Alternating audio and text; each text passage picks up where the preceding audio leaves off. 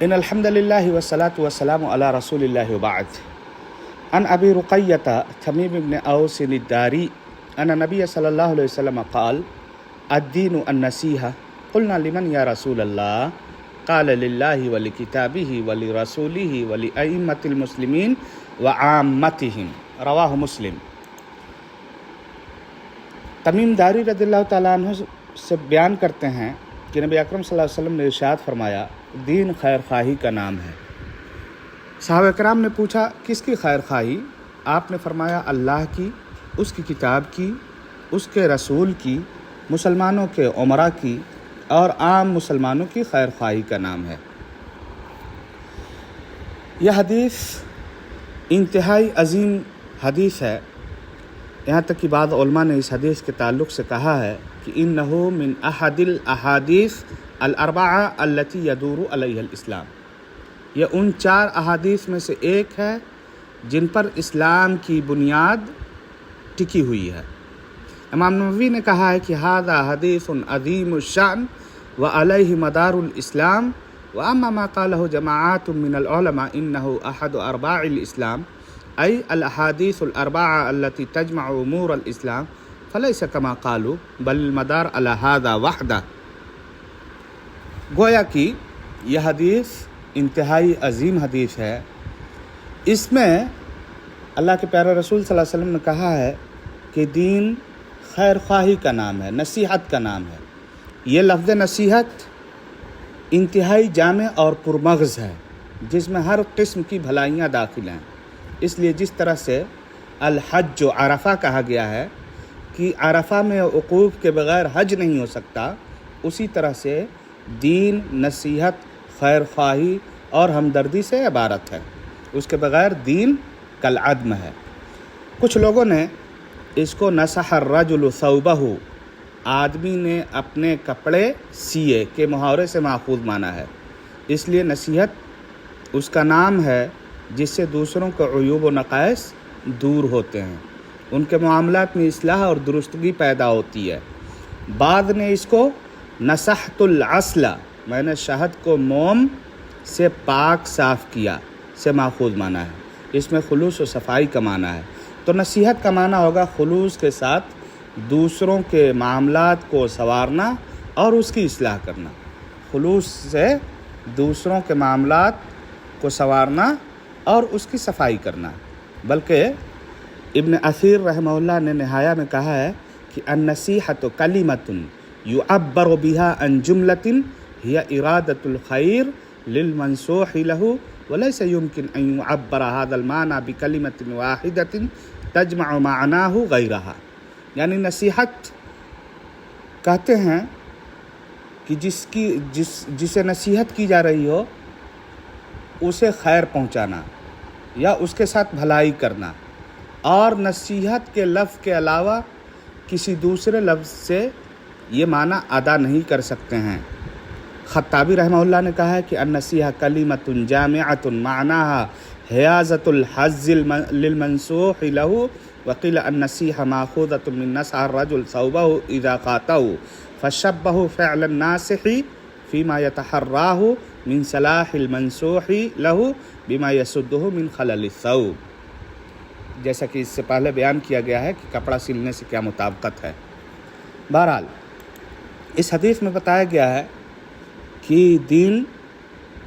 اللہ کے ساتھ، رسول کے ساتھ، کتاب کے ساتھ، مسلم امراء کے ساتھ، مسلم عوام کے ساتھ خیر خواہی کا نام ہے۔ اب اللہ کے لیے نصیحت کا معنی کیا ہے؟ تو اللہ کے لیے نصیحت کا معنی یہ ہے کہ اللہ کی ذات، اس کی تمام صفات کو بلا تشبیہ و تمثیل ماننا، اس کے احکام کی پیروی کرنا، اس کی بندگی میں کسی کو شریک نہ ٹھہرانا، اس کی شان کے منافی کوئی چیز اس کی طرف منسوب نہ کرنا، اور اس کی عبادت و بندگی کی دوسروں کو دعوت دینا، اور یہ تمام کام انتہائی خلوص اور سچائی کے ساتھ انجام دینا۔ اس کے بعد ہے وَلِکِتَابِهِ، اللہ کی کتاب کے لیے نصیحت یہ ہے کہ اس کو اللہ تعالیٰ کا کلام مانا جائے جو بے مثل ہے، یعنی اس جیسا کوئی کلام دنیا میں موجود نہیں ہے۔ اللہ کی صفت ہے اس کی تعظیم و تکریم کرنا، اس کی تلاوت کرنا، اس پر تدبر و تفکر کرنا، اس کے احکام و ہدایات کے سامنے سر تسلیم خم کرنا، اس کی نشر و اشاعت اور تبلیغ کے لیے کوشاں رہنا، اس کے خلاف شکوک و شبہات پھیلانے والوں کے اعتراضات کا رد کرنا۔ اب تیسرے نمبر پہ ہے ولی رسولی ہی، رسول کے لیے نصیحت یہ ہے کہ اس کی رسالت پر ایمان، اس سے محبت و عقیدت رکھنا، اس کی اتباع و اطاعت کرنا، اس کی حمایت و دفاع کے لیے کمر بستہ رہنا، آپ صلی اللہ علیہ وسلم کے دوستوں یعنی صحابہ کرام سے محبت اور آپ کے دشمنوں سے عداوت رکھنا، آپ کے لائے ہوئے دین کی نشر و اشاعت اور تبلیغ کرنا۔ یہ رسول کے لیے نصیحت کا مفہوم ہے۔ مسلم حکمرانوں کے لیے نصیحت کا کیا مطلب ہے؟ مسلم حکمرانوں کے لیے نصیحت یہ ہے کہ نیک اور صحیح کاموں میں ان کی اطاعت کی جائے، ان سے توقیر و تعظیم کے ساتھ پیش آیا جائے،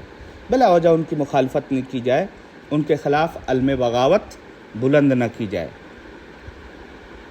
یہ اس صورت میں ہے جبکہ اس سے مراد مسلم حکمران لیے جائیں، لیکن اگر اس سے ہم مراد مسلم ائمہ دین لیتے ہیں تو اس سے مراد ہوگا کہ ان کی تکریم و تعظیم کی جائے، ان کے بارے میں اچھے جذبات رکھے جائیں، قرآن و سنت کے مطابق ان کی ہدایات و تعلیمات پر عمل کیا جائے، ان کے علم سے فائدہ اٹھایا جائے۔ لیکن یہاں مراد ان کی تقلید نہیں ہے، کیونکہ نبی اکرم صلی اللہ علیہ وسلم نے ایک حدیث میں ارشاد فرمایا ہے کہ لا طاعۃ لمخلوق فی معصیۃ الخالق، کہ اللہ رب العزت کی نافرمانی کا کوئی حکم دے تو اس صورت میں اس کی فرما برداری نہیں کی جائے گی۔ ائمہ دین بھی اس میں داخل ہیں۔ کسی امام کے بارے میں بھی معصوم ہونے کا دعویٰ نہیں کیا جا سکتا، اس لیے ان کی ہر بات آنکھیں بند کر کے تسلیم نہیں کیا جا سکتا ہے۔ یہ مقام و مرتبہ تو صرف نبی اکرم صلی اللہ علیہ وسلم کو حاصل ہے، کیونکہ ما ینطق عن الہوی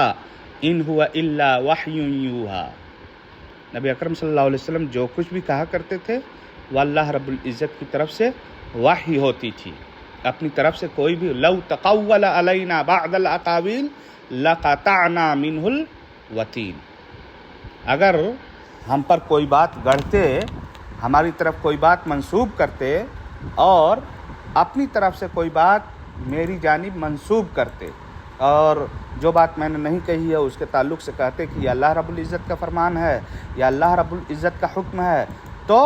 اللہ رب العزت نے فرمایا کہ لو تقول علینا بعض الاقاویل لقطعنا منہ الوتین، کہ اگر وہ ہماری طرف کوئی بات لأخذنا منہ بالیمین ثم لقطعنا منہ الوتین، کہ اگر میری طرف کوئی بات منسوب کرتا تو ہم داہنی طرف سے اسے پکڑ لیتے اور اس کے شہرک کو کاٹ ڈالتے۔ فما منکم من احد عنہ حاجزین وانہ لتذکرۃ للمتقین۔ بہرحال اس میں بتایا گیا ہے کہ نبی اکرم صلی اللہ علیہ وسلم اپنی طرف سے کوئی بات نہیں کہا کرتے تھے، بلکہ جو بھی بات کہتے تھے وہ اللہ کی طرف سے وہی ہوا کرتی تھی۔ مسلم عوام کی نصیحت یہ ہے کہ ان کے ساتھ خیر خواہی و ہمدردی سے پیش آیا جائے، ان کے جان و مال، عزت و ناموس کی حفاظت کی جائے، ان کے دکھ سکھ میں ان کا شریک ہوا جائے، دل میں ان کے خلاف حسد و کینہ اور نفرت و غصہ نہ رکھا جائے، ان کے عیوب کو چھپایا جائے، انہیں دین و دنیا کی بھلائی کی باتوں کی تلقین کی جائے، یعنی اگر ان میں کوئی برائی دیکھی جائے تو ان برائی سے روکا جائے، انہیں بھلائی کا حکم دیا جائے، ان کے ساتھ خیر خواہی کا جذبہ رکھا جائے، بلکہ ہم اپنے لیے جو پسند کریں ان کے لیے بھی انہی چیزوں کو پسند کریں اور کبھی بھی ان کے بدخواہ نہ بنیں۔ یہ اگر ہم اس جذبے سے سرشار ہوتے ہیں تو یقین جانیے کہ گویا کہ ہمارے اندر نصیحہ للمسلمین کا مفہوم موجود ہے اور معنی ہمارے اندر بدرجہ اتم پایا جا رہا ہے۔ اللہ رب العزت سے دعا ہے کہ بہر اللہ تو ہمیں اس حدیث کو سمجھنے اور اس حدیث کے محتویات پر عمل کرنے کی توفیق ارزانی فرما۔ آمین۔ والسلام علیکم ورحمۃ اللہ وبرکاتہ۔